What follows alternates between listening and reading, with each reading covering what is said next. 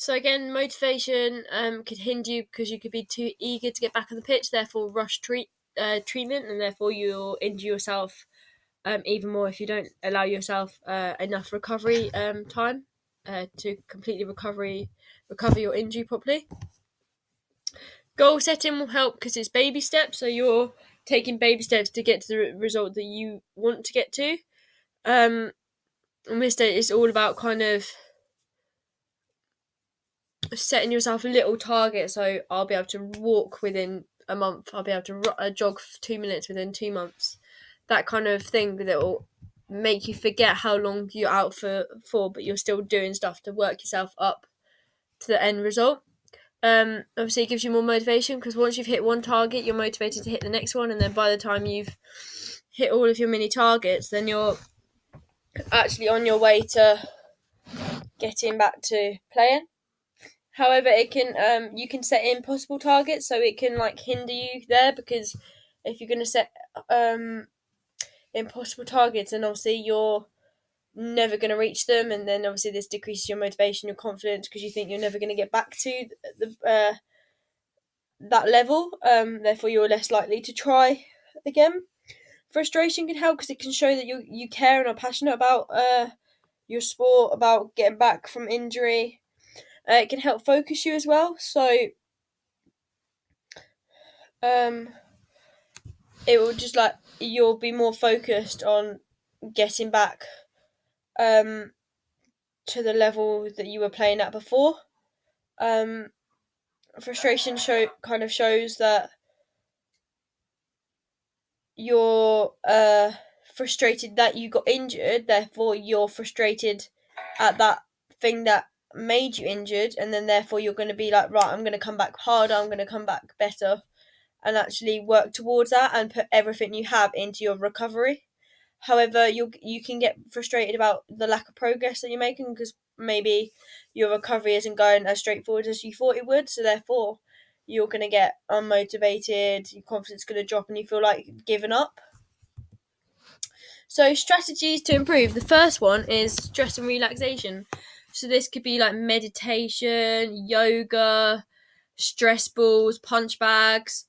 Um, you can use it before and after matches. So, before, if you're like anxious about the match or you're anxious about how well you're going to perform, you can use them to just chill out a bit, just to relax your mind, get you thinking straight.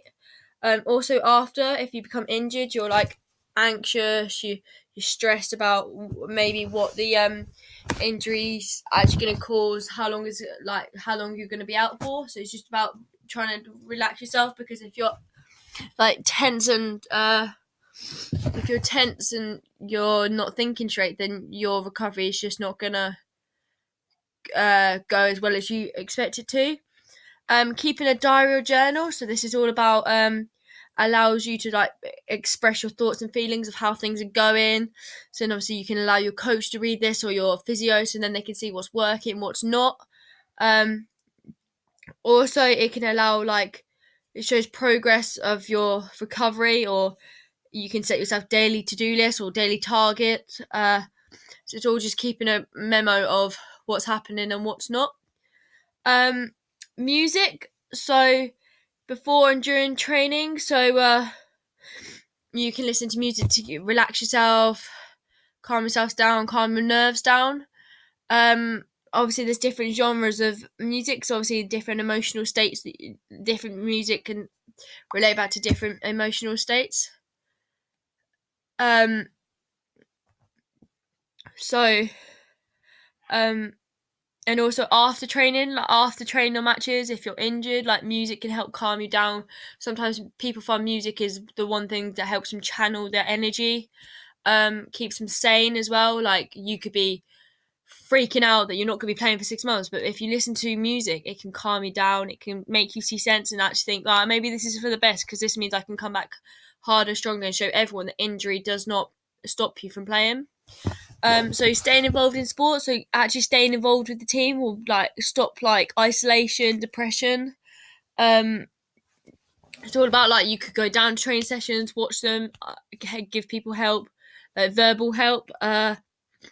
You can watch the sport. You can analyze the games. You could at least have one an involvement in the sport, but without actually playing. And finally, imagery and self talk. So you would use this in game situations, so maybe before matches. It can help strengthen neurological pathways, so like positive mindset before you even go into sport. Also, like you can use it after. Say if you got injured, um, you can be like thinking about, right, I'm injured now, but 6 months down the line, I'm going to be playing at this level. I'm going to be doing this, this, and this, and this, and it helps you provide that positive mindset where you can be like, I am going to recover. I'm going to do everything that they tell me to do to help my recovery. And just keep going like that.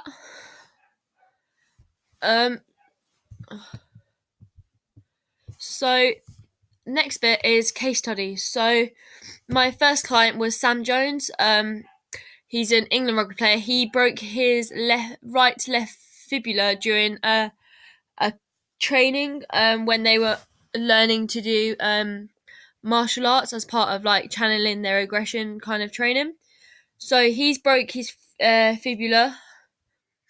Obviously, that's going to cause pain, deformity, numbness, bruising.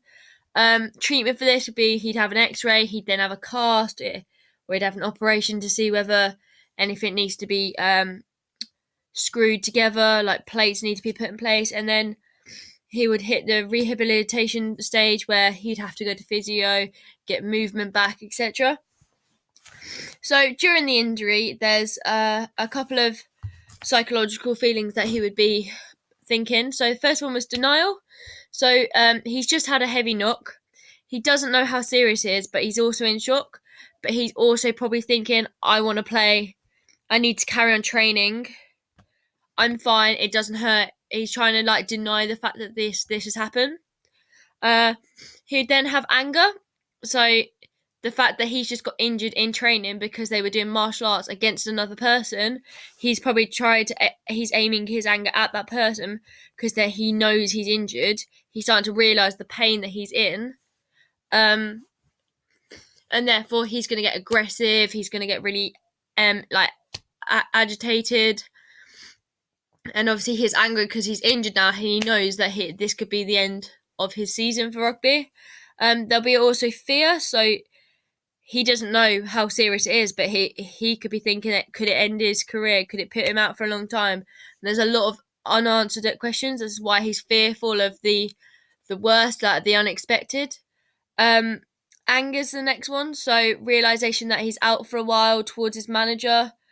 Like his manager's obviously said, like, you got to go to hospital. You got to get checked out. And he's getting angry towards him because he knows that he's going to be out for a while because he's realised how painful it actually has become. He doesn't want to be injured. He doesn't want to accept help either. He'll probably be like, no, I'm fine. I'm going to carry on. And his manager and his coaches are like, no, you need to go to hospital. He'll then try and be bargaining. So he'll try and continue to play. He'll be like, oh, but if I put some tape around it, if I put a splint on it or something like that, I can still play. And obviously this is when the manager won't let him, so then obviously frustration comes back and he'll be like, won't be allowed to play, and no one's going to let him play until he's sorted out and he's recovered.